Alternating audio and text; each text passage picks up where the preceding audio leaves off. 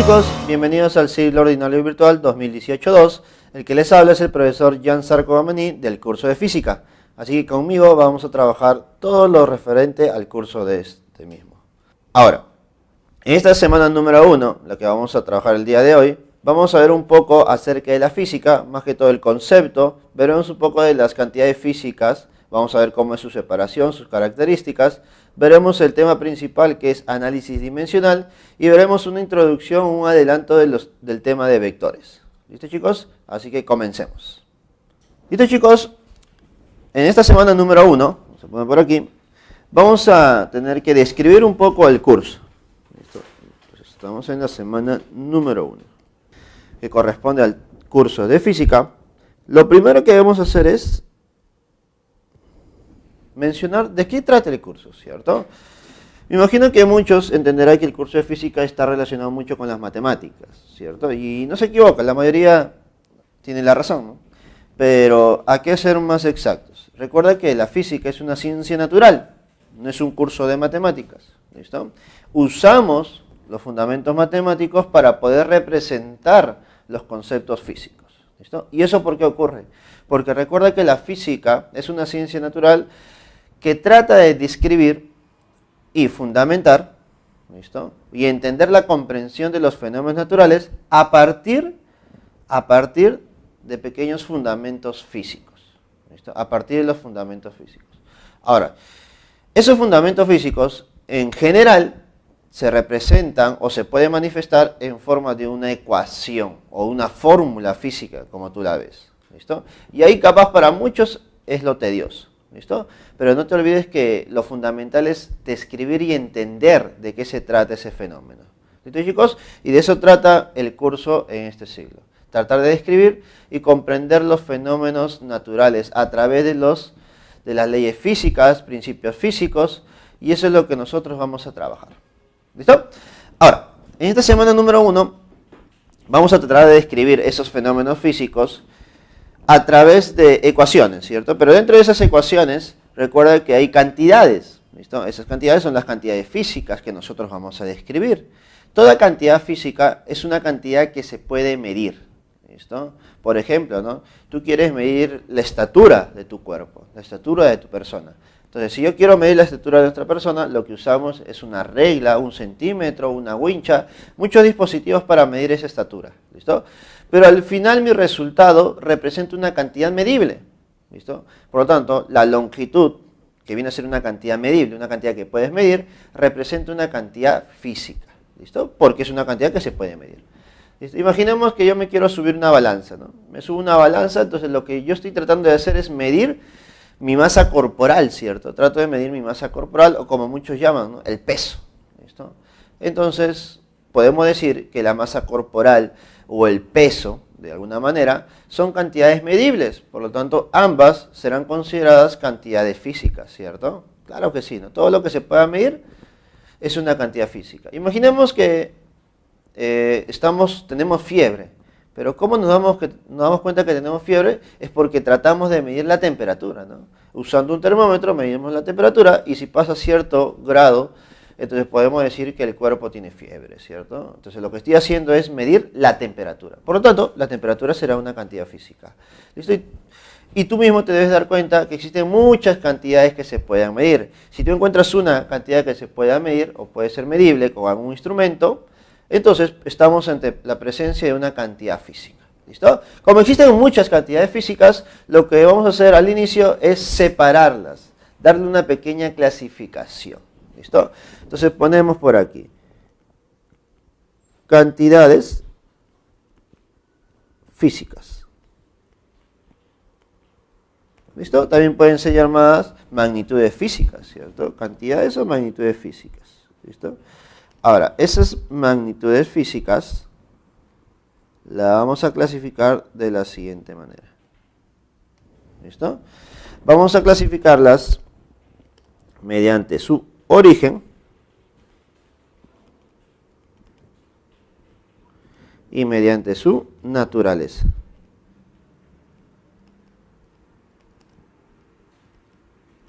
¿Listo? Ahí está. Cuando hablamos por su origen, ¿listo? como su nombre lo dice, ¿no? ¿Quién lo origina? ¿Listo? Pero para originar algo, primero necesitamos el principio, ¿no? A partir de quién se puede generar esas cantidades físicas. Por ese motivo, tenemos primero a las magnitudes físicas o cantidades físicas fundamentales. Las fundamentales. Como su nombre lo dice, ¿no? Son las fundamentales, son las principales, son el inicio de todo. ¿Listo? Actualmente se consideran 7 magnitudes fundamentales según el sistema internacional. ¿Listo? Entonces, para nosotros, ¿cuántas magnitudes físicas fundamentales habrá? Habrán 7 y nosotros las vamos a describir. ¿Listo? Ahora, todas las demás, porque habíamos dicho que son muchas, son varias, entonces todas las demás serán consideradas magnitudes físicas derivadas. ¿Listo? Todas las demás serán consideradas magnitudes físicas derivadas. ¿Listo? Entonces tenemos las fundamentales y las derivadas. Profesor, ¿cuántas derivadas habrá? Infinidad, ¿cierto? Son muchas derivadas, ¿no? Y cada vez que hay una investigación nueva o cada vez que hay un nuevo fundamento físico por ahí, se generan nuevas cantidades físicas, nuevas relaciones. Así que mencionar todas las derivadas es prácticamente imposible. ¿Listo? Pero lo que vamos a hacer es mencionar las derivadas más importantes, las que tú vas a necesitar con más ahínco. ¿Listo? Pero las fundamentales sí, eso sí te debes aprender. ¿Listo? Ahora, si tratamos de clasificarlas por su naturaleza, no te debes olvidar que también se subdividen en dos. La primera es las vectoriales. ¿Quiénes son las magnitudes físicas vectoriales? Bueno, las vectoriales son aquellas magnitudes que se pueden representar mediante un vector. Ahora, tú te estarás preguntando, profesor, ¿y qué cosa es un vector? Bueno, lo dejamos ahí porque es parte del tema de esta semana. Investigar todo acerca de un vector. ¿Listo? Entonces, las magnitudes físicas vectoriales son aquellas que se pueden representar mediante un vector. Yo te voy adelantando. Son aquellas que se pueden describir mediante una dirección. Tienen una dirección determinada, es decir, van a algún lugar. Por ejemplo, ¿no? La fuerza. Dime, la fuerza que tú aplicas sobre un cuerpo o sobre un objeto o sobre una persona en general, ¿listo? Tiene una intensidad, ¿no? Una fuerza, una cantidad, un valor, ¿listo? Pero la fuerza también tiene una dirección, tú la puedes dirigir hacia un lugar. Por ejemplo, yo puedo llevar mi fuerza hacia arriba, ¿no? Puedo aplicar una fuerza hacia arriba, puedo aplicar una fuerza hacia abajo, puedo aplicar una fuerza a la derecha o hacia la izquierda. Entonces, las magnitudes físicas vectoriales son aquellas que tienen una dirección determinada, ¿no? Eso se pueden dirigir a un lugar. En cambio, las que no se pueden dirigir a un lugar son las escalares. ¿Listo? Las escalares. ¿Listo, chicos? Entonces, eso es lo que vamos a trabajar el día de hoy. Básicamente, las cantidades físicas mediante su origen o su naturaleza. ¿Listo? Ahí está. Y comencemos describiendo la primera parte, ¿no? Magnitudes físicas por su origen. ¿Listo? Entonces debemos mencionar el tema que involucra al estudio de esas magnitudes físicas fundamentales y derivadas. ¿Y cuál es el tema principal que involucra estas dos subdivisiones? Viene a ser el análisis dimensional. ¿Listo? Entonces ponemos por aquí análisis dimensional.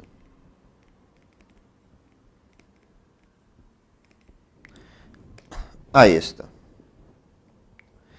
¿Qué va a hacer el análisis dimensional? Estudiar las relaciones entre las magnitudes físicas fundamentales y derivadas. Así de simple, chicos. Recuerda, por favor, los conceptos que nosotros vamos a dar no es un concepto muy amplio, es un concepto conciso, ¿no? Para que tú puedas darte una idea de qué cosa vamos a tratar aquí. ¿Listo? Análisis dimensional estudia la relación entre las magnitudes físicas fundamentales y las derivadas. ¿Listo? Ahora, lo primero que debemos mencionar son esas fundamentales. ¿Cuáles son? ¿Cuáles son aquellas fundamentales? ¿Listo? Las fundamentales son exactamente 7. ¿Listo? Son 7 magnitudes fundamentales. ¿Listo? Vamos a mencionarlas. La primera magnitud fundamental. ¿Listo? La primera magnitud fundamental. ¿Cuál sería? ¿Listo? Sería la longitud. ¿Listo? Primera magnitud fundamental es la longitud. ¿Listo? Ponemos por aquí. Longitud. ¿Listo? Segunda magnitud fundamental. La masa. La masa. Tercera magnitud fundamental, el tiempo. Y ahí me paro un poquito porque te había dicho que son 7, ¿no? Pero no siempre han sido 7, pues, ¿no? En su momento eran consideradas como 3 las magnitudes más importantes. Y justo son las que he mencionado. Longitud, masa y tiempo representaban esas magnitudes principales en su momento. ¿Y por qué, profesor? Porque estas 3 podían describir los fenómenos que se estudiaban en ese entonces. Pero como las investigaciones, la tecnología avanza, se necesita de más magnitudes para poder representar más fenómenos, ¿cierto? Más principios físicos. Por ese motivo, ahora son 7 y se han añadido 4 más. ¿Y cuáles son ellos? La siguiente es la intensidad de corriente. ¿Listo? Intensidad de corriente. Siguiente, la temperatura. ¿Listo? Temperatura termodinámica. La que sigue sería la cantidad de sustancia. ¿Listo? Y por último, para terminar estos 7, sería la intensidad. Mira, escucha bien, ¿eh? Intensidad luminosa. ¿Listo? Intensidad luminosa. Entonces, recordemos, ¿cuáles son esas 7? Longitud, masa, tiempo, intensidad de corriente, temperatura, cantidad de sustancia, intensidad luminosa. ¿Listo? Cada una de estas magnitudes físicas o cantidades físicas fundamentales tiene una unidad de medida. ¿Listo? Tiene una unidad de medida. Por ejemplo, ¿no? La longitud, nosotros podemos medir la longitud en centímetros, podemos medirlos en kilómetros, podemos medirlos en milímetros, en metros, en muchas unidades de medidas. Pero para nosotros, según el sistema internacional, ponemos por aquí, según el sistema internacional, la unidad de medida para la longitud viene a ser el metro. No te olvides, ¿ya? Viene a ser el metro. ¿Y cuál es la representación simbólica de esa unidad? ¿Cuál es la representación simbólica de esa unidad? Viene a ser m minúsculo. ¿Listo? Metros. ¿Listo? Profesor, y para la masa, ¿cuáles serán las unidades? Viene a ser el kilogramo, que viene a ser un kg, kilogramo. Y para el tiempo, profesor, bueno, sencillo, segundos. Intensidad de corriente viene a ser el amper. ¿Listo? Amper.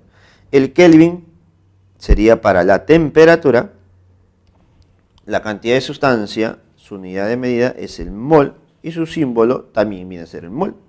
La intensidad luminosa se representa con candela y el símbolo es un CD. ¿Listo? Estas son las unidades de medida para las magnitudes físicas fundamentales. ¿Listo? Que también es muy importante saberlas, pero lo más importante no es saber las unidades, sino saber las dimensiones. Ahora, profesor, ¿qué cosa es una dimensión? Ahora, por favor, no confundirse. A veces entendemos que dimensión es el tamaño, ¿listo? O las longitudes de su tamaño, como si fuera un cubo o como si fuera un sólido. No, eso no viene a ser la dimensión en este curso. La dimensión en este tema de análisis dimensional viene a ser una representación simbólica de una magnitud física. Profesor, ¿pero no hemos hecho eso? No, lo que hemos hecho es representación simbólica de sus unidades de medida. Pero lo que voy a hacer ahora es una representación física de la cantidad física. ¿Listo? Ah, profesor, entonces voy a hacer una representación simbólica de esa cantidad física. ¿Listo? Y eso es una representación general, universal. ¿Listo? Es decir, que si yo tengo longitud, ¿cuál sería su representación simbólica? En general, a nivel universal, sería la letra L. Es decir, siempre que veo las dimensiones como L, entonces me está representando una longitud. Profesor, ¿y si fuera masa? Bueno, sencillo, lo represento con M. Si fuera tiempo, con T. Profesor, qué sencillo, ¿no? Ahora dime, si es intensidad de corriente eléctrica, mira, se representa con una I. Uy, fácil. Si fuera temperatura, aquí viene lo diferente. Se representa con un símbolo, que fuera un teta. Como el ángulo teta en geometría, sí. Pero recuerda que este ángulo teta siempre debe estar en mayúscula. Pero por cosas de edición a veces, en los libros, en los textos, aparece el símbolo teta como minúscula nada más. Pero ya sabemos qué representa eso, ¿no? Que representa las dimensiones de la temperatura termodinámica. Si hablamos de cantidad de sustancia, sus dimensiones es una N mayúscula. Y si hablamos de intensidad luminosa, sería una J. ¿Listo? Ahí tenemos las dimensiones de las magnitudes físicas fundamentales. ¿Listo? De las 7 magnitudes fundamentales. ¿Listo? Ahora lo que debemos hacer nosotros es, a partir de estas fundamentales, encontrar las dimensiones de las magnitudes físicas derivadas. ¿Listo? Ahora, para poder hacer eso, primero debo hacer un planteamiento de mi ecuación dimensional. Es decir, para encontrar esa relación entre las fundamentales y las derivadas, debe haber internamente una ecuación dimensional, ¿no? Que me permita relacionar ambas cantidades. Entonces ponemos por aquí, ecuación dimensional. ¿Qué va a ser la ecuación dimensional? Relacionar de manera matemática las magnitudes físicas fundamentales con las derivadas. ¿Listo?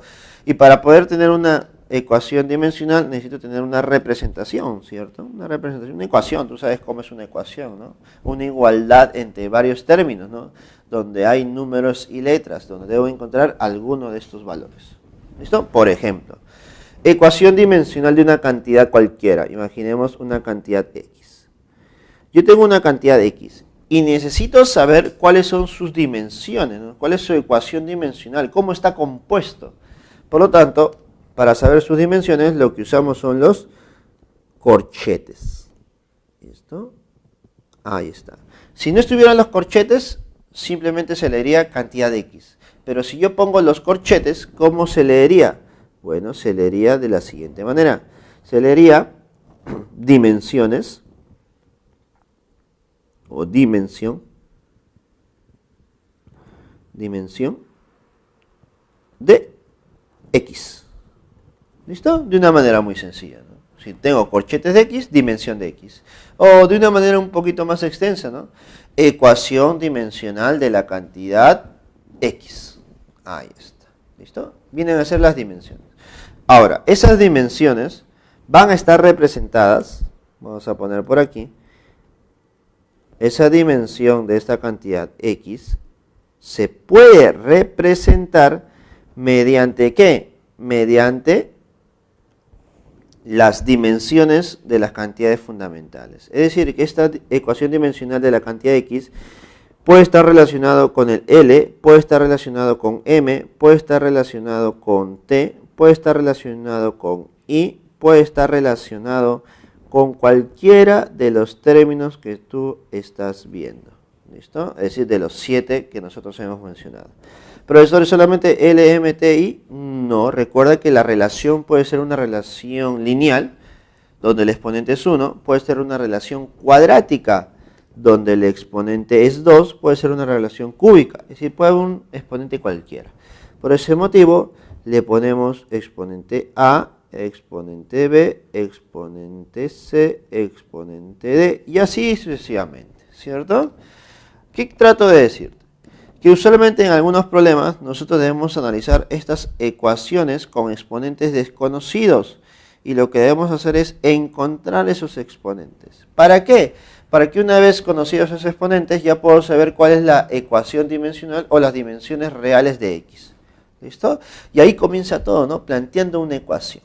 ¿Listo? Ahora, como toda ecuación o como toda operación matemática, necesitamos de propiedades. ¿Listo? Propiedades para poder operar. Y eso es lo que vamos a hacer por aquí. Propiedades. Estas son las propiedades básicas que nosotros vamos a usar. Propiedades básicas. ¿Listo? Me imagino que alguno estará recordando, ¿no? ¿Cuáles son esas propiedades básicas? Mencionémoslas. A ver. Primera propiedad. dimensiones ¿de quién? De un número. ¿Listo? Dimensiones de un número. ¿Listo? A ver, si yo tengo ante mí un número y quiero saber sus dimensiones, entonces nosotros sabemos, ¿no? Podemos deducir. Profesor, un número no tiene dimensiones, porque no representa longitud, masa, tiempo, intensidad corriente, temperatura, cantidad de sustancia, ni siquiera intensidad luminosa.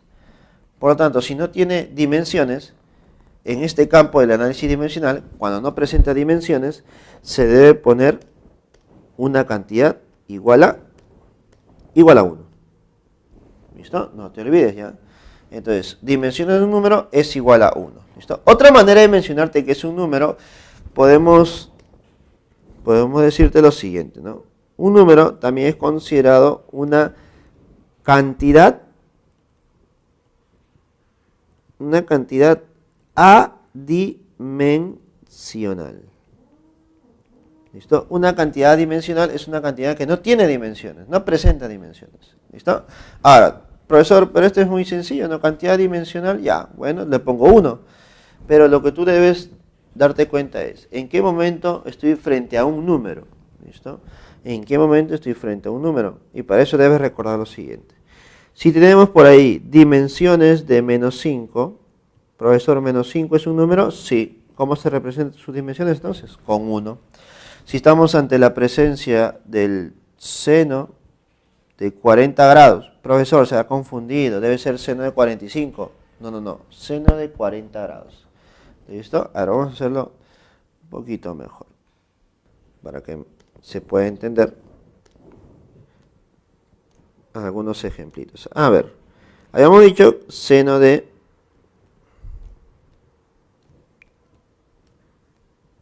A ver, habíamos mencionado por aquí, seno de un número, ¿no? O -5, como habíamos dicho al inicio. -5, a ver, dimensiones de -5, habíamos dicho que es 1, porque -5 es un número. Si te pongo dimensiones de 5, también lo mismo, ¿no? Debe ser 1.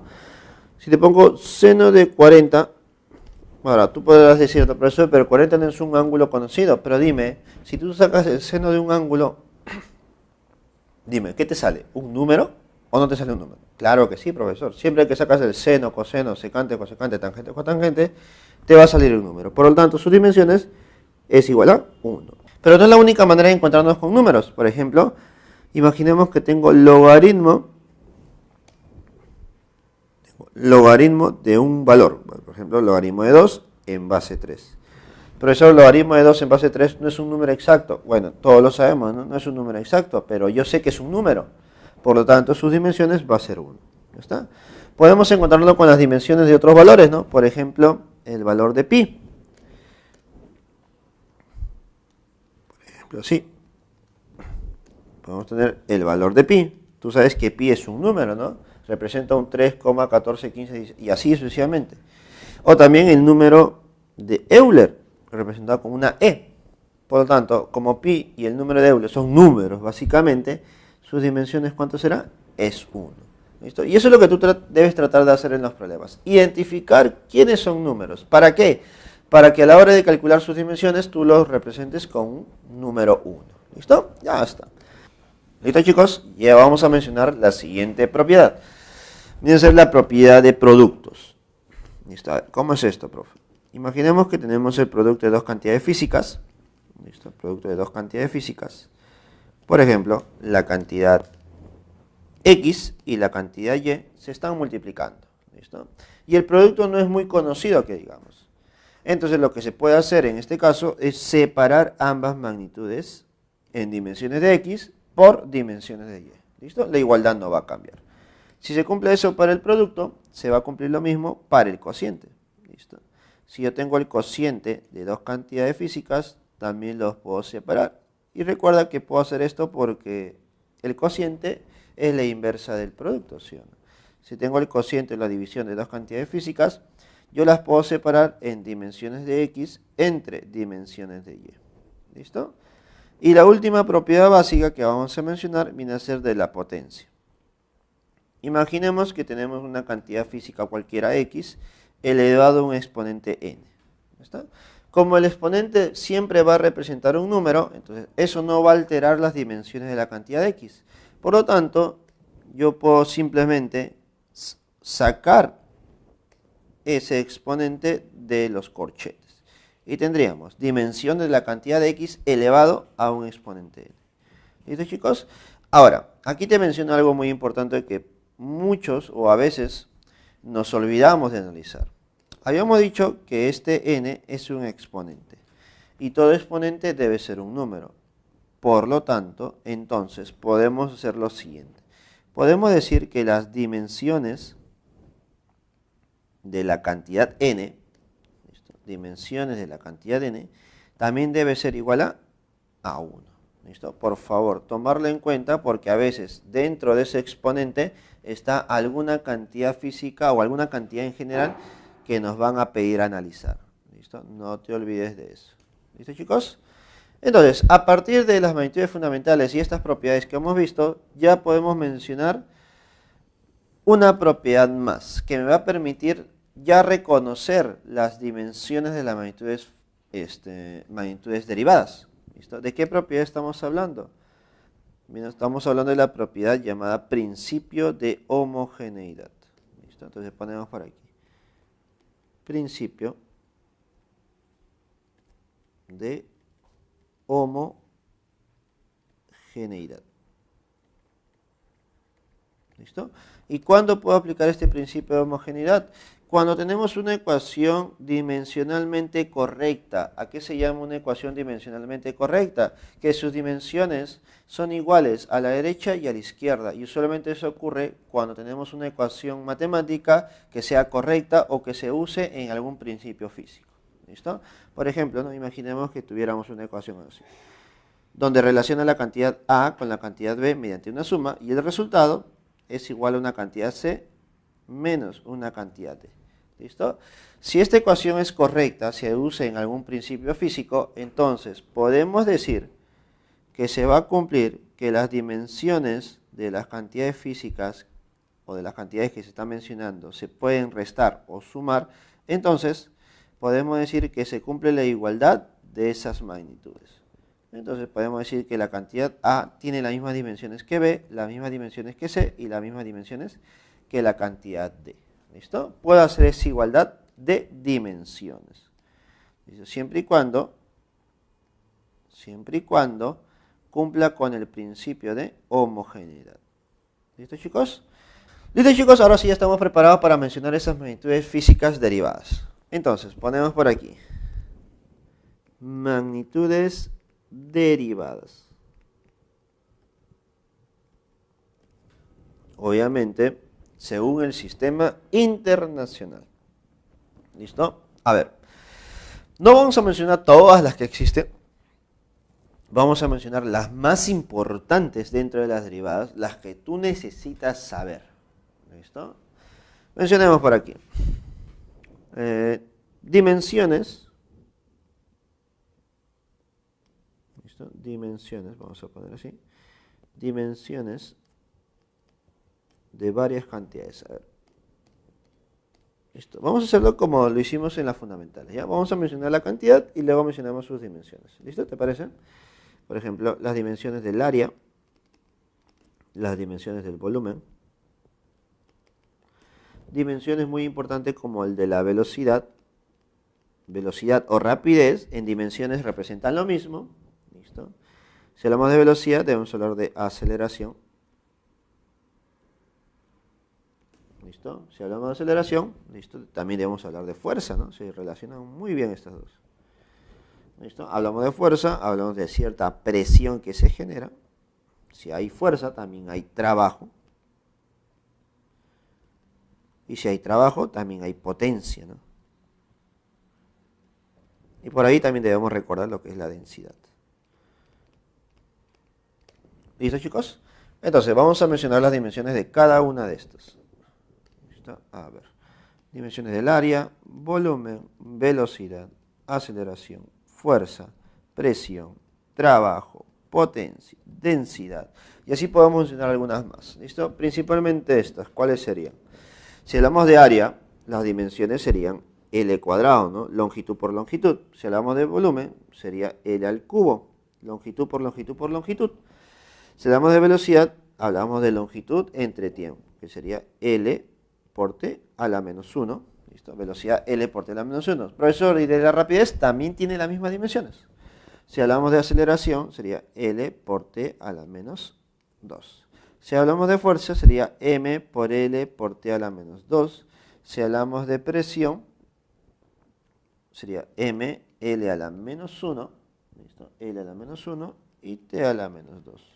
Si hablamos de trabajo, sería M por L cuadrado, T a la menos 2. Si hablamos de potencia, sería M por L por T a la menos 3. ¿Listo? Ahora, densidad, ¿no? Falta densidad. Si hablamos de densidad, sería M por L a la menos 3. ¿Listo, chicos? Entonces, ahí tenemos las magnitudes derivadas y sus respectivas dimensiones. ¿Listo? Ahora, por ahí te puedo mencionar alguna más, ¿no? La voy a poner por aquí como una observación, ¿no? Y recuerda quién nos va a dar las observaciones de ahora en adelante. Nos las va a dar nuestro amigo Luchito. Luchito siempre nos va a dar las observaciones que nosotros necesitamos en cada tema, en cada problema o en cada parte de lo que vamos a avanzar nosotros. Observaciones para esta semana. ¿Qué pasaría si me piden las dimensiones de la velocidad? Profesor, pero ya lo hemos hecho. No. Esta es una velocidad cualquiera, es una velocidad angular. ¿Listo? Dimensiones de la velocidad angular. ¿Listo? Dimensiones de la aceleración angular. ¿Listo? Por ahí, las dimensiones de la frecuencia. ¿Listo? Y así podemos mencionar alguna más, pero decido mencionarte estas por lo menos. ¿Listo? Velocidad angular. Dimensiones de la velocidad angular. Recuerda que la velocidad angular es la medida de la variación angular respecto al tiempo, es decir, ángulo entre el tiempo. Entonces, las dimensiones sería t a la menos 1. Dimensiones de la aceleración angular sería t a la menos 2. Y el de la frecuencia también es t a la menos 1. Y si por ahí te mencionan dimensiones del periodo, el periodo es un tiempo, ¿no? Un tiempo que se repite periódicamente. Entonces también sería t. Entonces, en base a esta observación que hemos mencionado, yo te puedo mencionar algo más. Te puedo preguntar, ¿no? Dime, ¿existen magnitudes físicas que son diferentes, pero que tienen las mismas dimensiones? ¿Listo? Magnitudes físicas que son diferentes, conceptualmente hablando, pero tienen igual dimensión. Claro que sí, existen. Y en esta observación las notamos, ¿no? Velocidad angular y frecuencia son dos magnitudes físicas diferentes, pero presentan la misma dimensión. No solamente ellas, sino por aquí te pongo otras más, ¿no? Notamos por aquí a la cantidad física trabajo. El trabajo tiene las mismas dimensiones que ¿quién? Que la energía, chicos, que la energía. Y también tiene las mismas dimensiones que el calor. ¿Listo, chicos? Entonces, ya sabiendo todo esto de las magnitudes derivadas, de las fundamentales y de las propiedades básicas y el principio de homogeneidad, ya estamos preparados para resolver los problemas respecto a este tema, que es el análisis dimensional. ¿Listo? Lo que vamos a hacer ahora es pasar al siguiente tema, que viene a ser el análisis vectorial. ¿Listo, chicos? Entonces, chicos, continuando con la parte teórica, ahora sí resolveremos el tema de análisis vectorial. ¿Qué cosa es el análisis vectorial? El análisis vectorial es el estudio de las magnitudes físicas vectoriales. ¿Listo? Como hemos dicho, las cantidades físicas se separan en vectoriales y escalares, ¿cierto? Nosotros en esta parte vamos a trabajar las magnitudes físicas vectoriales. Ahora, para poder estudiar esas magnitudes físicas vectoriales, debemos primero estudiar a los vectores, porque esas magnitudes físicas vectoriales se representan mediante los vectores. ¿Listo? Ahora tú dirás, profesor, ¿y qué cosa es un vector? Bueno, un vector es un ente matemático que nos ayuda a representar a esas magnitudes físicas vectoriales. Usualmente un vector viene a ser representado como un segmento de recta dirigido. ¿Listo? Ah, profesor, entonces un vector es un segmento de recta dirigido. para nosotros, de una manera muy sencilla, un vector viene a ser una flecha simplemente. ¿Ya está? Entonces, no te olvides ya. Un vector es una flecha, pero de manera formal podemos decir que es un segmento de recta dirigido. Ya está. Este vector va a representar una magnitud física. Por lo tanto, debo ponerle un nombre. Voy a ponerle vector A. ¿Te parece? Vector A. Este vector A debe tener sus elementos para poder describirlas. Nosotros vamos a considerar dos elementos únicamente, ¿ya? Dos elementos. Aunque es posible que tú veas en algún texto o algún libro que lo represente mediante tres.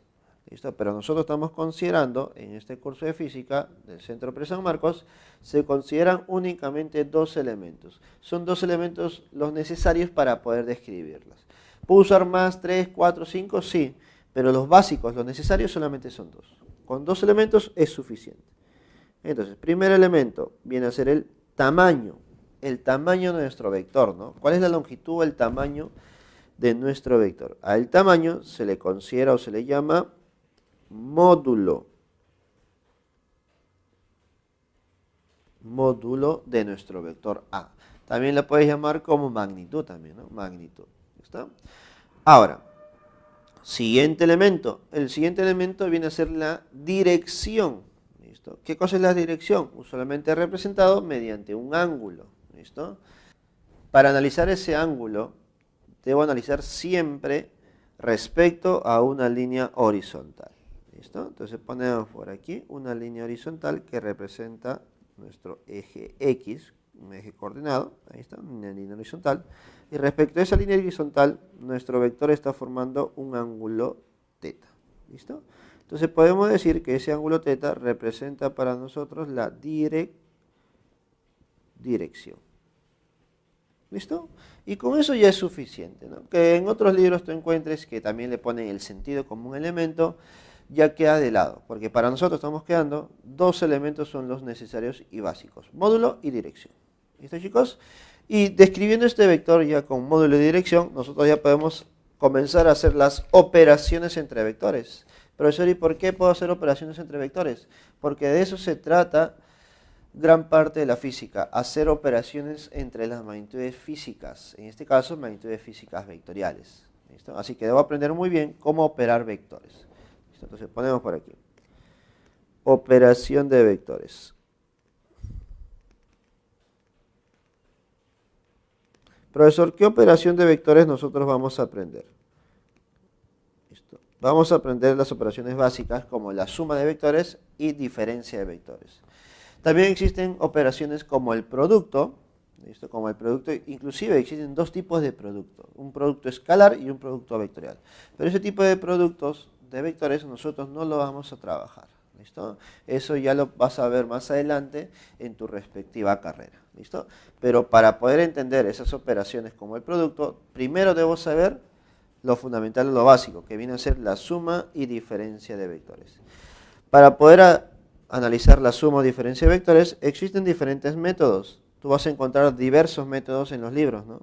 La regla del triángulo, la regla del polígono, la regla del paralelogramo, pero yo considero, creo que para mí, es necesario que tú sepas solamente dos. ¿Listo? Profesor, pero ¿no es mejor 3 o 4 métodos? Creo que no es necesario porque con estos dos tú ya puedes deducir los demás, es decir, se infiere los demás. ¿Listo, chicos? Así que primero vamos a aprender el método. Vamos a aprender el método del paralelogramo. ¿Listo? Método del paralelogramo. ¿Listo? Para poder aplicar el método del paralelogramo, yo debo tener únicamente dos vectores. ¿Listo? Y esos dos vectores deben nacer de un mismo punto. Profesor, ¿y si no nacen del mismo punto? Bueno, puedes trasladar uno de ellos hasta que nazcan de un mismo punto. ¿Listo? Por ejemplo, voy a tener nuestro vector por aquí, un vector por aquí. A ver, vamos a ver. ¿Listo? Tengo un vector por aquí. ¿Listo? Y otro vector por aquí. Ahí está. Voy a considerar vector A y vector B. ¿Listo? Tengo dos vectores, A y B. Y notamos que cuando nacen de un mismo punto, vamos a poner aquí, nacen de un mismo punto, ambos forman un ángulo teta. Ángulo entre sí, ¿no? Ángulo formado entre A y B. ¿Listo? Ahora, ¿de qué trata el método del paralelogramo? Se trata de trazar líneas o rectas paralelas a cada vector. Por ejemplo, si yo trazo una recta paralela al vector A, al otro extremo, sería algo así, ¿no? Una recta paralela. ¿Te das cuenta? Y si trato de trazar una línea paralela a B, sería algo así.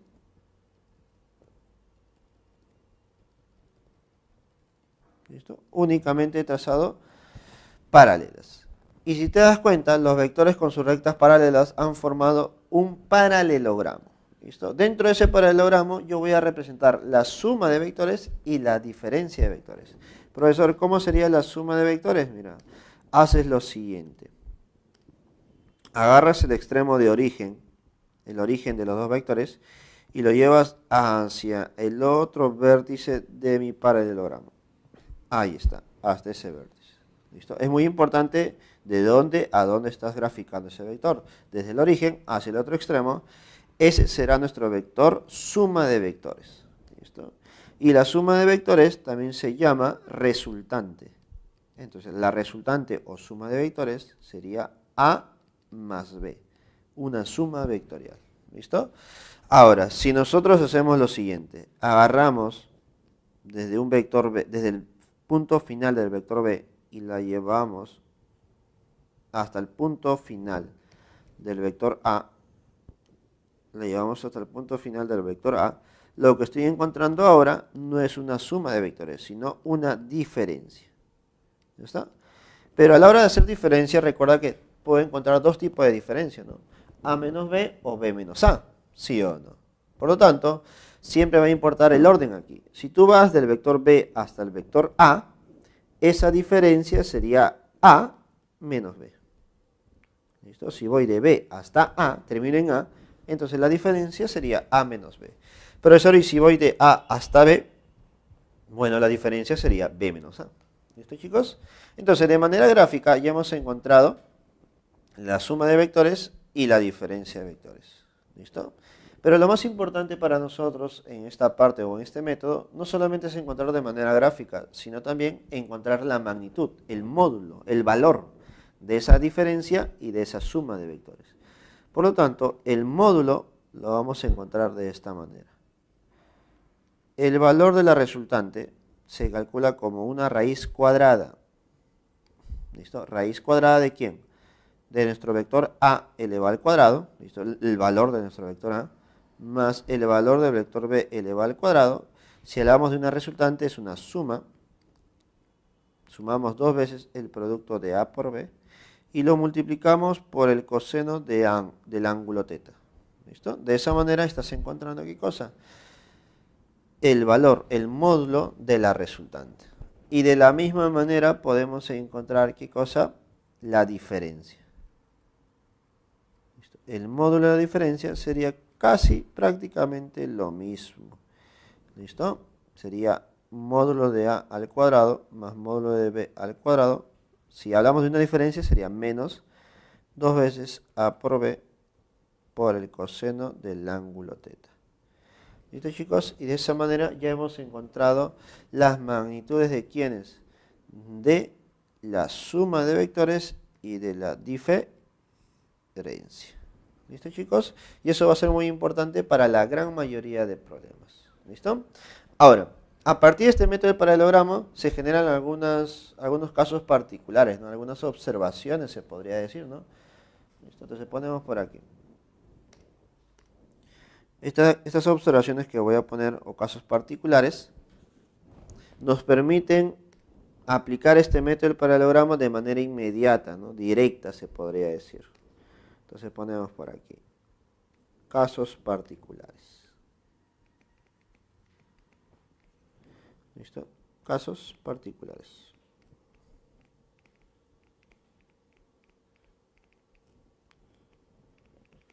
¿Listo? Primer caso particular.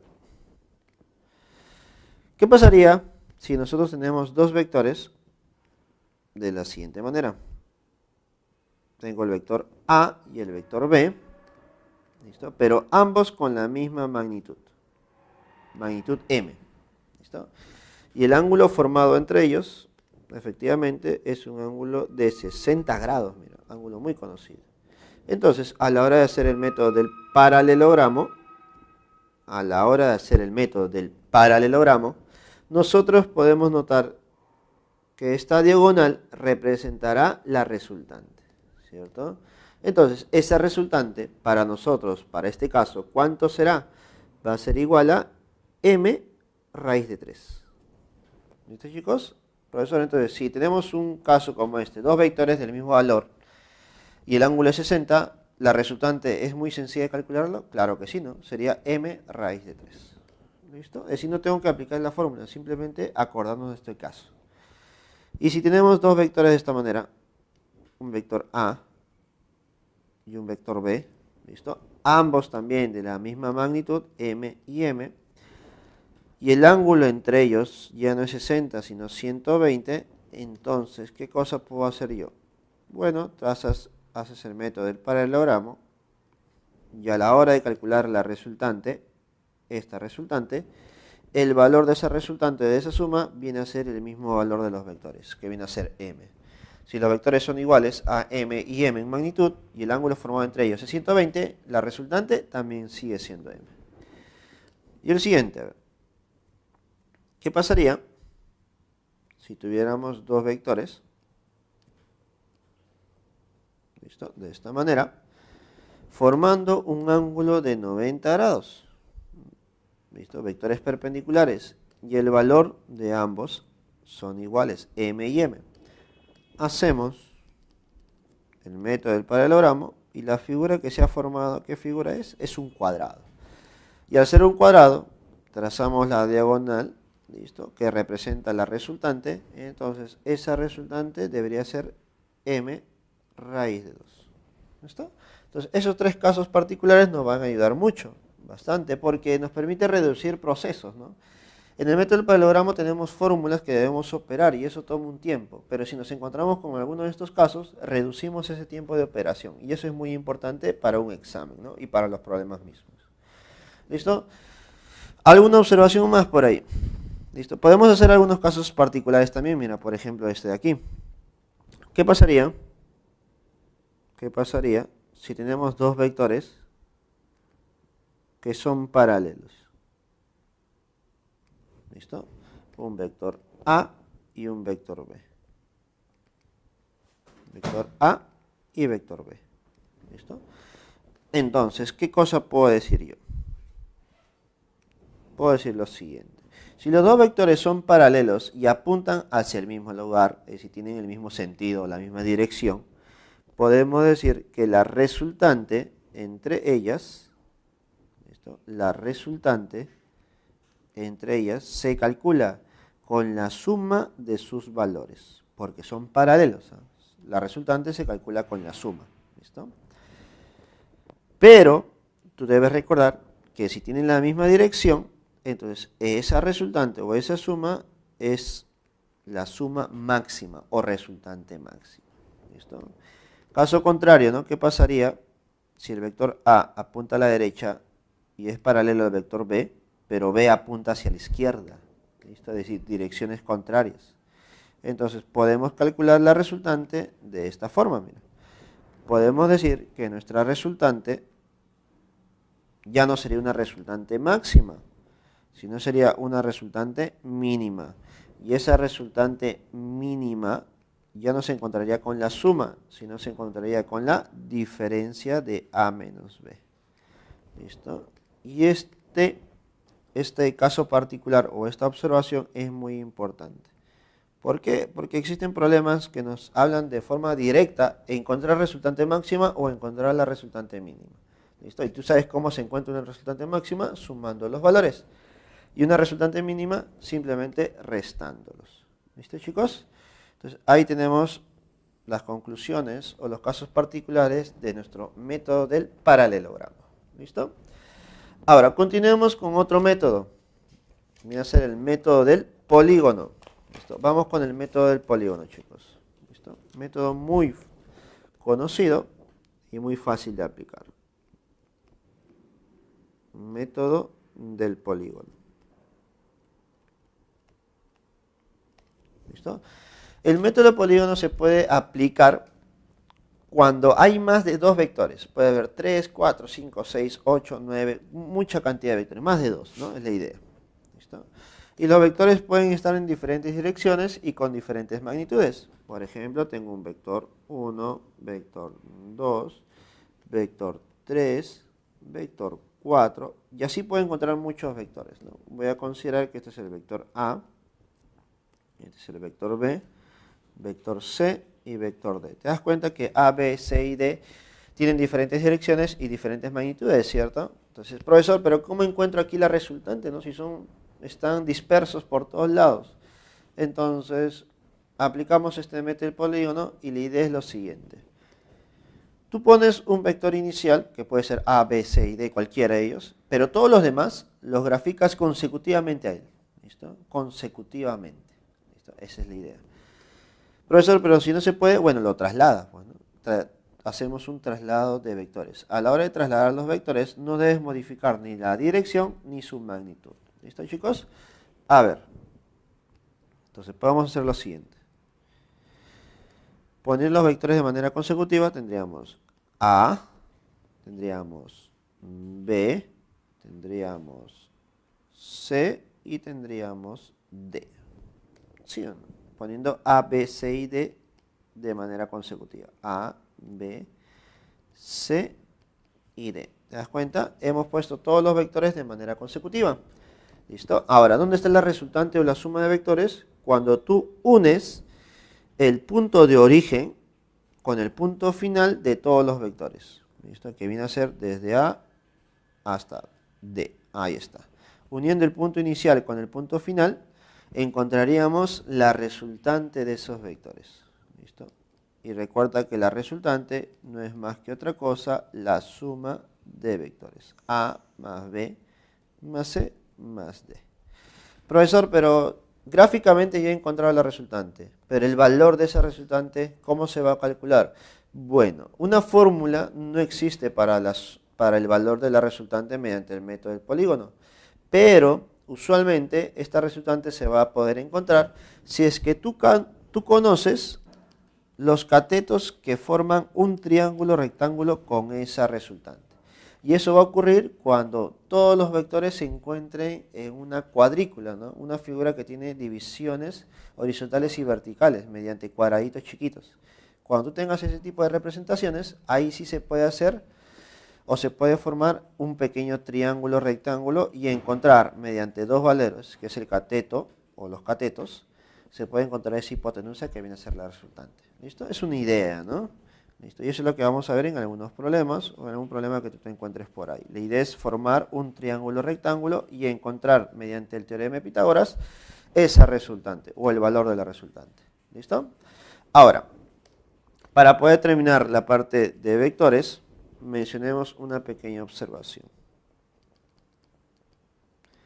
¿Qué pasaría si tenemos varios vectores, 3, 4, 5 vectores, pero al unir el punto inicial y el punto final nos damos cuenta que coinciden?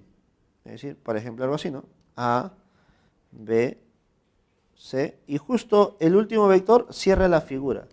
Es decir, el punto inicial y el punto final coinciden. Entonces, de manera muy fácil, muy práctica, podemos decir que la resultante tiene un valor igual a 0. Es decir, al sumar esos cuatro vectores, la resultante sería 0. ¿Listo? Y esa es una observación muy importante, porque en algunos problemas tenemos que hacer eso.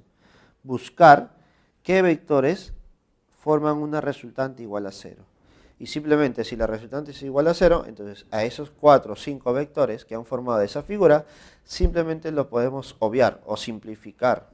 ¿Listo, chicos? Y esa es la finalidad de los problemas de vectores, reducir las expresiones para encontrar únicamente un solo vector, que viene a ser el vector resultante. ¿Listo, chicos? Terminamos con la parte de teoría de análisis vectorial.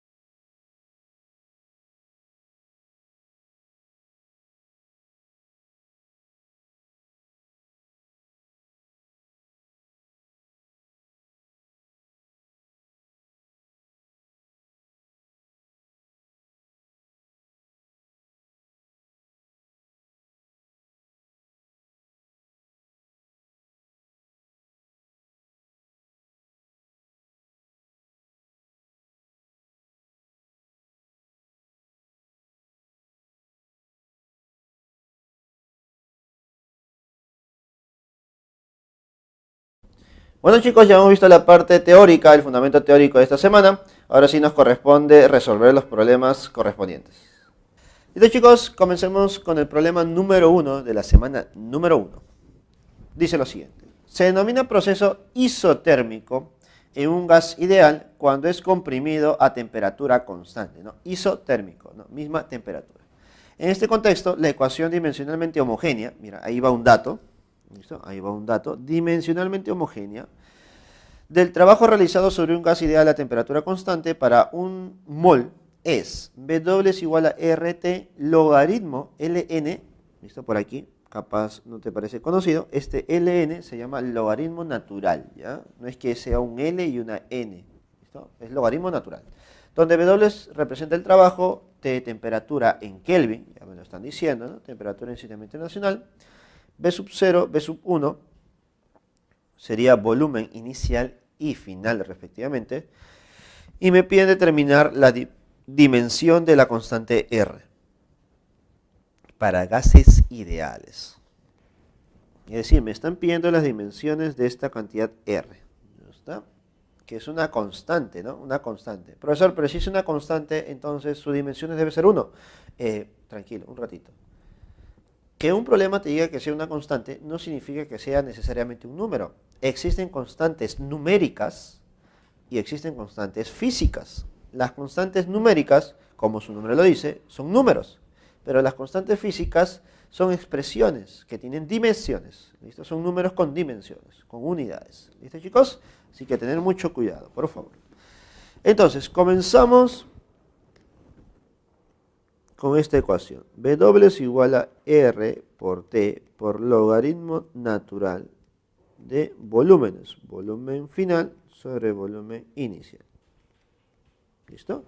Y el problema me dice que es dimensionalmente homogénea. Cuando una expresión es dimensionalmente homogénea, o es una ecuación correcta, o homogénea simplemente, yo puedo decir que esta ecuación cumple con el principio de homogeneidad. Profesor, ¿qué significaba eso?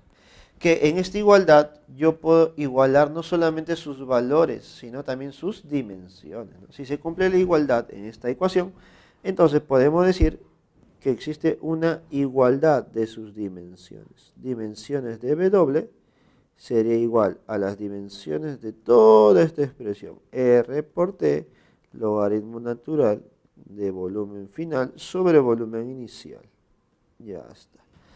Ahora, tú dirás, profesor, ¿y luego qué hago? Bueno, si estás igualando dimensiones, dime, logaritmo natural de un valor, R por T, todo en producto, no nos ayuda mucho, ¿no? Podemos aplicar algunas propiedades básicas para poder separarlas, ¿listo? Que es lo ideal, no es la idea. Entonces tenemos dimensiones de W, que es trabajo, es igual a dimensiones de R, que es lo que me pide, por las dimensiones de T, que viene a ser temperatura y no es tiempo, ten cuidado, por las dimensiones de un logaritmo natural del cociente de volúmenes. Volumen final entre volumen inicial. ¿Listo? Entonces, he separado todas las cantidades físicas. Y ahora sí, ya puedo reemplazar sus respectivos valores. Usualmente yo trato de buscar primero los que son números. ¿Listo? ¿Y dónde están esas expresiones que son números? Aquí lo tengo, claramente. Logaritmo natural, sus dimensiones, ¿cuánto es? Es igual a 1. Entonces, simplemente se va. Reemplazo las dimensiones de las otras cantidades. Por ejemplo, de W. ¿Qué es W, profesor? W según el problema, ten cuidado, según el problema, W es trabajo. ¿Listo? Ten cuidado, es un consejo que te doy. Ten cuidado a la hora de reemplazar las dimensiones. Porque tú capaz, ¿no? Por el apuro, tú puedes decir, no, profesor, W yo he visto que es peso. Tranquilo, W no siempre es peso. Algunos dirán, profesor, R usualmente era radio. Tranquilo, según el problema no es radio. Profesor, T usualmente es tiempo. Acá no es tiempo, es temperatura. ¿Te das cuenta? Ten cuidado con hacerlo alocadamente o rápidamente. Siempre básate a la información del problema. Si te dicen que W es trabajo, si W es energía, si W es velocidad, si W es área, bueno, para ti va a ser área, velocidad o lo que te digo. En este problema me dicen que W es trabajo. Y al ser trabajo, sus dimensiones sería L, disculpa, a ver, vamos a ponerlo bien en orden, M por L al cuadrado por T a la menos 2. Profesor, dimensiones de R. Bueno, es lo que me piden, así que simplemente lo pongo como dimensiones de R. Dimensiones de T. Profesor, T no es tiempo, es temperatura. Y como es temperatura, sus dimensiones, ¿cómo se representa? Con una teta mayúscula, o teta simplemente. ¿Listo? Ahora lo que voy a hacer a continuación es despejar. Voy a despejar. Despejando dimensiones de R. Bueno, si despejo dimensiones de R, me quedaría ml cuadrado, ¿listo? T a la menos 2, ¿listo? Entre teta. Ya está. Alguno dirá, profesor, no hay clave, el teta está abajo. Bueno, recuerda que en dimensiones la representación siempre debe ser lineal, es decir, m, l al cuadrado, t a la menos 2, y ese ángulo teta a la hora de subir cambia de signo su exponente, y sería teta a la menos 1. Y esa sería mi respuesta. ¿Y esa respuesta en qué clave está? Bueno, capaz no lo notas muy bien, listo, capaz no lo notas muy bien, pero haz un pequeño zoom y vas a ver que en la clave C, ese t está a la menos 2 y ese ángulo teta está a la menos 1. ¿Listo, chicos? Por favor, considerar eso ahí. No se nota muy bien, no se preocupen. La clave es la C. Tu respuesta, m por l al cuadrado, t a la menos 2 por teta a la menos 1. ¿Listo, chicos? Problema número 1, clave casita. Continuemos, chicos. Problema número 2. Dice lo siguiente. Luego de enviar un vehículo explorador a un planeta, se analizó la fuerza que actúa sobre una canica durante su caída, ¿no? Se encontró que la ecuación experimental dimensionalmente homogénea de la aceleración es A es igual a B por V al cuadrado por Euler elevado a la menos M por T más C por T al cubo, donde A representa aceleración resultante. ¿Listo? Aceleración, ¿no? V, rapidez, y T es tiempo. Determine las dimensiones de B y C respectivamente. Ya está. Entonces, se envió un vehículo explorador a un planeta, cierto planeta, y al analizar la ecuación, bueno, al analizar la aceleración, se encontró la siguiente ecuación, ¿no?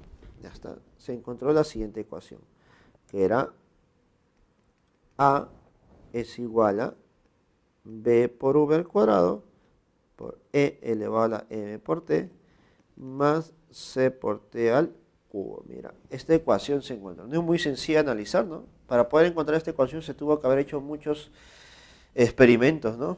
Debido a la caída de una canica, ¿no? A ver, dime, si esta ecuación se obtuvo al analizar la caída de una canica en un planeta, entonces, ¿es una ecuación homogénea, cierto? ¿Es una ecuación que se cumple en un experimento? Sí. Por lo tanto, esta ecuación también cumple con el principio de homogeneidad. ¿Eso qué significa? Que las dimensiones de A deben ser iguales a las dimensiones de B por V al cuadrado por E elevado a la M por T, y en vez de más pones un igual, ¿listo? Se debe mantener la igualdad por C por T al cubo, ¿listo? Ahí está. Se cumple el principio de homogeneidad, las dimensiones de todos los términos deben ser iguales, ¿listo? Y de aquí, de estas igualdades, debo encontrar las dimensiones de B y de C. ¿Listo? Ahora, la pregunta es, ¿dónde está B y dónde está C? Mira. Entonces, notamos lo siguiente, que si yo igualo el primer término con el segundo término, estaría encontrando las dimensiones de B, ¿no? Porque ahí está B. Y si igualo el primero con el tercero, estaría encontrando las dimensiones de C. ¿Listo, chicos? Y eso es lo que voy a hacer a continuación. ¿Listo? Igualar el primero con el segundo. Entonces, ponemos por aquí. Entonces, al igualar el primero con el segundo tendríamos dimensiones de A igual a dimensiones del segundo término. Pero como tienes el producto de varios términos, lo que voy a hacer es separarlos. Dimensiones de B por dimensiones de V, y el exponente también sale. Y las dimensiones de toda esta expresión, mira, E elevado a la M por T. Profesor, ¿y por qué no lo separa más? Porque recuerda que ese E elevado a la M por T ya es un número, así que no es necesario analizarlo mucho. A menos que me pidan las dimensiones del exponente o del valor de M, ¿no? Que no es el caso. ¿Listo? Entonces, toda esta expresión viene a ser un número porque está el número de Euler. ¿Ya está? Entonces, de aquí ya puedo despejar lo que me están pidiendo. Despejando la cantidad B. Al despejar B me quedaría lo siguiente, ¿no? Dimensiones de A sobre dimensiones de v elevado al cuadrado. ¿Ya está? Y lo que voy a hacer a continuación para encontrar las dimensiones de v es reemplazar las dimensiones de a y de v. Profesor, ¿qué cosa era a? Aceleración. Profesor, ¿es aceleración resultante? Bueno, sigue siendo aceleración. ¿Listo, chicos? Dimensiones de la aceleración. L por t a la menos 2, ¿cierto? Ahí está. Sobre dimensiones de v. Profesor, ¿qué cosa es v? Rapidez. Y la rapidez tiene las mismas dimensiones que ¿quién? Que la velocidad. Ahí está. Entonces sería L por t a la menos 1 elevado al cuadrado. Operando un poquito te quedaría L por t a la menos 2 sobre L al cuadrado y t a la menos 2. Notamos claramente que t a la menos 2, t a la menos 2 se van, se simplifica un L y nos quedaría que las dimensiones de b sería L a la menos 1. ¿Cierto? ¿Sí o no? Claro que sí. Entonces las dimensiones de b sería L a la menos 1, ¿no? Y tenemos ahí algunas claves que podrían ser, ¿no? La clave A y la clave D son las posibles respuestas. Pero para encontrar la clave exacta, necesito obligatoriamente encontrar las dimensiones de C. Entonces, ¿cómo calculo las dimensiones de C? Igualando el primer término, que son dimensiones de A, con el último, que son dimensiones de C por t al cubo. El mismo proceso, chicos. Separar mediante las propiedades básicas, dimensiones de C por dimensiones de t elevado al cubo. Siguiente procedimiento. Despejar lo que me piden, dimensiones de C. Es igual a dimensiones de A sobre dimensiones de t elevado al cubo. Luego, reemplazar los valores. Dimensiones de A, habíamos dicho que es aceleración, L por t a la menos 2.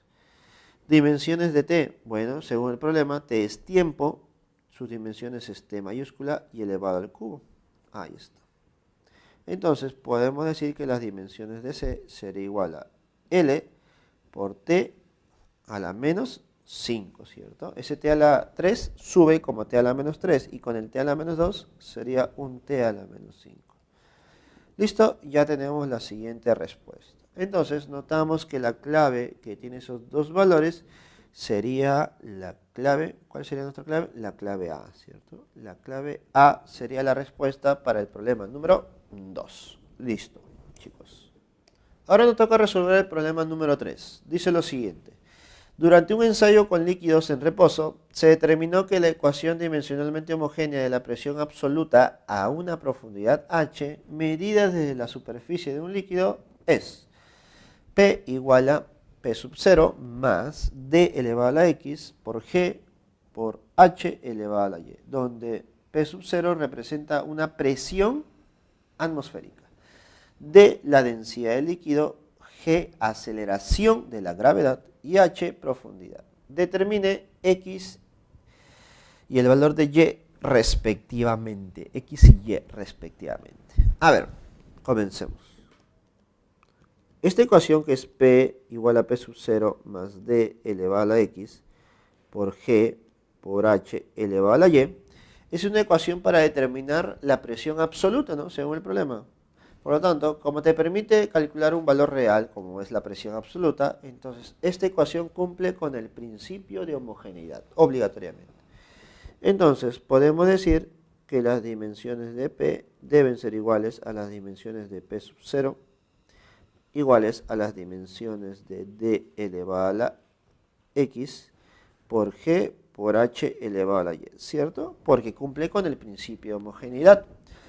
Ahora, para determinar X, Y, el X y Y, lo que voy a hacer es igualar el valor de P con el valor de D a la X, G, H, Y. ¿Listo? Igualo esos dos términos, ¿no? ¿Listo? Y a la hora de igualar, tú debes recordar que yo puedo hacer una separación de términos. Puedo separar los términos. A ver, dimensiones de P es igual a dimensiones de D elevado a la X, dimensiones de G solito, por dimensiones de H elevado a la Y. ¿Listo? Y luego, ¿qué hacíamos? Reemplazábamos, ¿no? En este caso voy a reemplazar.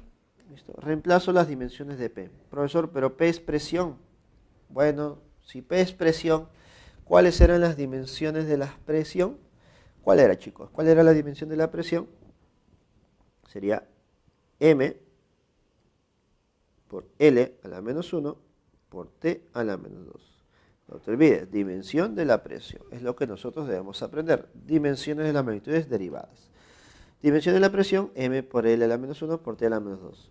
Igual a dimensiones de la densidad, que sería M por L a la menos 3. Pero esto elevado a la X. Por dimensiones de G, que es gravedad, aceleración de la gravedad, que sería L por T a la menos 2. Por dimensiones de H, ¿qué cosa es H? Profundidad. ¿Profundidad qué cosa es? Una altura, ¿no? Una longitud. Por lo tanto, sus dimensiones viene a ser L, pero elevado a la Y. ¿Listo? El término de la izquierda no cambia, sigue manteniéndose igual. El de la derecha podemos reducir a esta expresión. Mira. Los exponentes alteran las bases, ¿no? Entonces sería M a la X y L a la menos 3X. Por L por T a la menos 2 por L a la Y. ¿Listo? Agrupando y dando forma sería M a la X por L a la menos 3X más 1 más Y, ¿cierto? Por T a la menos 2. ¿Listo? Y el otro lado no ha cambiado nada. Te das cuenta que tenemos una igualdad de términos y de bases, entonces podemos decir los siguientes.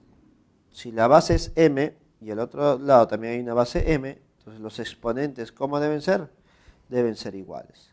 Si la base es L y al otro lado también hay una base L, entonces los exponentes, ¿cómo deben ser? Iguales también. Y lo mismo para el tiempo, ¿no?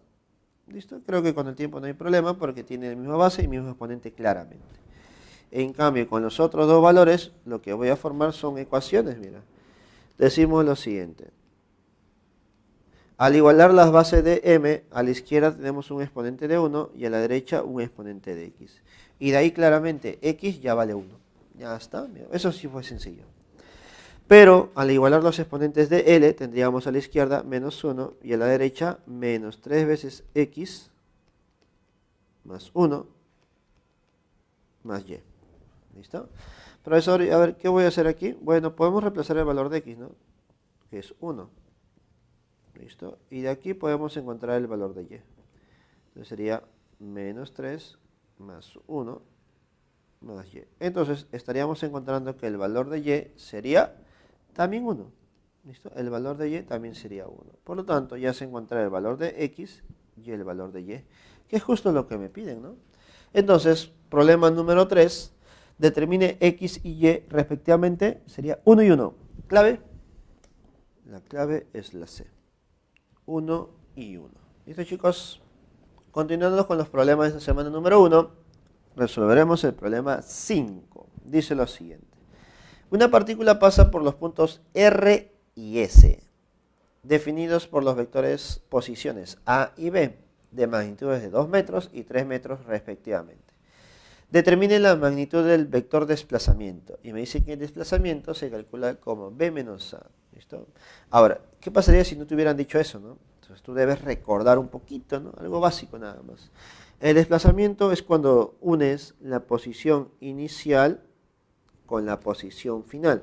Te dicen que ha ido desde la posición, desde los puntos R hasta el punto S. Entonces, de R a S, este sería mi desplazamiento.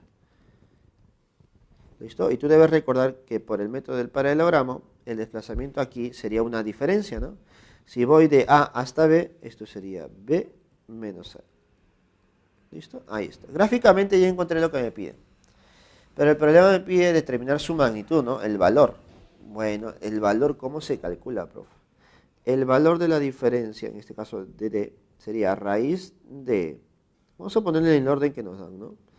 B al cuadrado más A al cuadrado menos 2 veces B por A por el coseno del ángulo que están formando.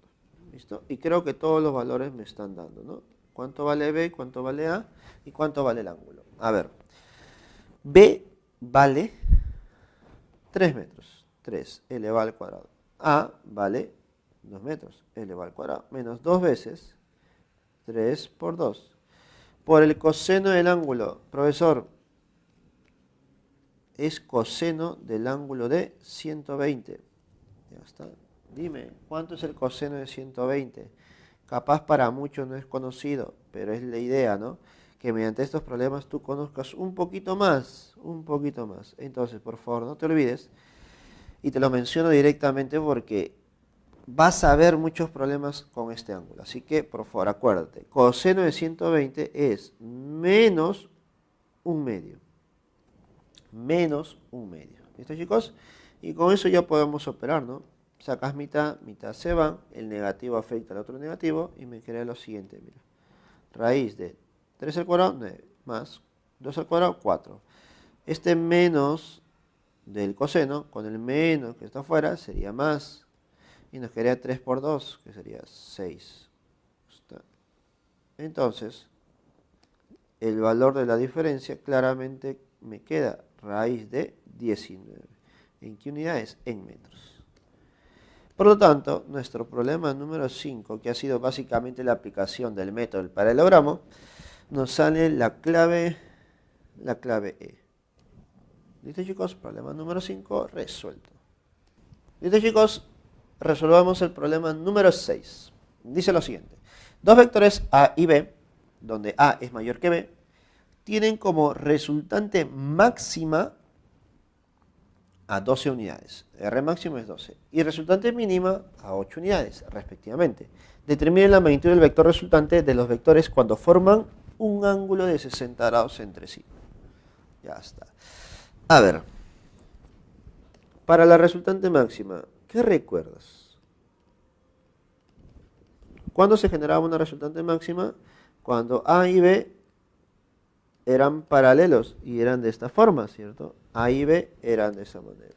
¿Listo? Esto es A y esto es B. ¿Listo? Entonces, para una resultante máxima se cumplía lo siguiente. La resultante máxima se calculaba con la suma, ¿no? De A más B. ¿Listo? Y para la resultante mínima, ¿qué nos acordamos? A ver, resultante mínima. Bueno, para la resultante mínima, si este era A, el otro era B, pero en dirección contraria, ¿no? ¿Listo? Esto es A y esto es B. Entonces, ¿qué se cumplía? Que la resultante mínima sería igual a, bueno, aquí en minúscula, A menos B. ¿Sí o no? Ya está. Pero según el problema, ya me dan los valores de esas resultantes. A ver, se cumple lo siguiente. Resultante máxima vale 12. Entonces, 12 es igual a más B. Resultante mínima vale 8. Y eso es igual a menos B. Dime, de este sistema de ecuaciones con dos variables, a la hora de sumar las dos expresiones, ¿qué obtendríamos? 12 más 8 sería 20. Y al sumar A más B más A menos B, nos quedaría 2 veces A, ¿cierto? Entonces, A tendría el valor de 10. Y si A vale 10, claramente notamos que B tendría que valer 2. Profesor, ¿ahí acabó el problema? No, porque el problema no te pide calcular A y B, te pide calcular una resultante nueva. Y esa resultante es cuando el ángulo formado entre ellos es de 60. A ver, ¿cómo sería eso? Tengo A y B de esta manera. ¿Listo? Tengo A que vale 10 y B que vale 2. ¿Listo? Y el ángulo formado entre ellos es 60. Aplicando el método del paralelogramo, recuerda, trazas líneas paralelas por aquí, tranquilamente. Y la diagonal que nosotros vamos a trazar, ¿qué cosa representaba la diagonal? Representaba la resultante. Y esa resultante viene a ser la suma de A más B, cuando el ángulo formado es de 60. Pero el problema me pide la magnitud, ¿no? No la resultante de manera gráfica. Así que calculemos la magnitud. La resultante sería igual a raíz de A al cuadrado más B al cuadrado más 2 veces A por B por el coseno del ángulo de 60 grados. Reemplazo un poquito, a ver, sería raíz de 2 al cuadrado más 10 al cuadrado más 2 veces 2 por 10. Profesor, por el coseno de 60, ¿cuánto es el coseno de 60? Coseno de 60, no te olvides, es un medio. ¿Está? Al simplificar, mitad a mitad se va. A ver, ¿qué nos quedaría por aquí? Raíz de 2 al cuadrado, 4. 10 al cuadrado, 100. Más. Sacaste mitad, 2 por 10, 20, me quedaría raíz de 124. ¿Listo? Raíz de 124. ¿Y cuánto es raíz de 124? Obviamente en tus claves no está de manera directa, ¿no? Lo que han hecho es sacar factores. ¿Listo? Hemos sacado factores. ¿Listo? Por lo tanto, al sacar factores, notamos que es 124, o raíz de 124 sería 2 raíz de 31. ¿Listo? 2 por raíz de 31. Porque el 124 viene a ser 4 por 31, ¿no? A ver, acá te ayudo un poco. ¿Listo? Esto es 4 por 31. ¿Listo? Y raíz de 4 sería 2 y raíz de 31 no habría. Por lo tanto, esa sería mi respuesta. La resultante con el ángulo que forman es 60 grados es 2 raíz de 31. Y la clave es la D. Problema número 7. La ley del paralelogramo, descubierta por Arquímedes, es el procedimiento para hallar la resultante o suma vectorial de dos vectores. La figura adjunta indica la magnitud y dirección de los vectores A y B. Determine la magnitud de A más B. Directo, te piden la magnitud de A más B, que viene a ser la resultante. Profesor, pero aquí los dos vectores no nacen del mismo punto. Por lo tanto, ¿qué habíamos dicho que puedes hacer? Hacer un traslado de vectores. ¿Listo? Así que, gráficamente, yo voy a tener A por aquí. Ya vale 4 unidades, ¿no? Y por aquí, la línea horizontal. ¿Ya está? Profesor, ¿y B? Bueno, B vas a trasladarlo para que tenga el mismo punto de origen con A. ¿Listo? A que tenga el mismo punto de origen con A. Aquí. Entonces, trasladamos sin cambiar sus valores. Ahí está. Esto es B ahora. Esto es B. Pero notamos que si B forma un ángulo de 18 respecto a la horizontal y A forma un ángulo de 78 en total, entonces entre estos dos, para que cumpla ese valor de 78, debe haber un ángulo de 60. ¿Sí o no? Ah, entonces profesor, A que vale 4 con B que vale 3 forman un ángulo de 60 grados. Sí. ¿Listo? Tú te habías dado cuenta, tú habías dicho, ¿no? Profesor, 78 y 18 no son conocidos, ¿no? Pero mira, justo a la hora de trasladar el vector B, se forma un ángulo entre ellos de 60 grados. Por lo tanto, ahora sí, ya es más sencillo calcular lo que te piden, ¿no? Entonces, por aquí, mira, la resultante es igual a raíz de A al cuadrado más B al cuadrado más 2 veces A por B por el coseno del ángulo de 60, que ya es conocido para nosotros. A ver, reemplazando, ¿cuánto vale A? Profesor, vale 4 al cuadrado. ¿Cuánto vale B? 3 elevado al cuadrado. ¿Cuánto vale 2 por 4 por 3? Bueno, lo operamos y debemos multiplicar por el coseno de 60. Ya está. Recordemos que el coseno de 60 es un medio. Operando y simplificando estas expresiones nos quedaría mitad, mitad se va. Raíz 4 al cuadrado, 16, profe, más 3 al cuadrado, 9, más 4 por 3, 12. ¿Está? Sumas todo eso, 16 más 9, 25. 25 más 12, 37. 37 tiene raíz, no lo tiene, profesor. Por lo tanto, esa sería mi respuesta. Raíz de 37. ¿Y la clave cuál sería? La clave sería la C. Listo, chicos, terminamos con los problemas de esta semana número 1. Listo, chicos, visto ya los problemas dirigidos para clase, ahora te toca a ti resolver los problemas para casa. Nos vemos. Conmigo será hasta la próxima oportunidad. Cuídense.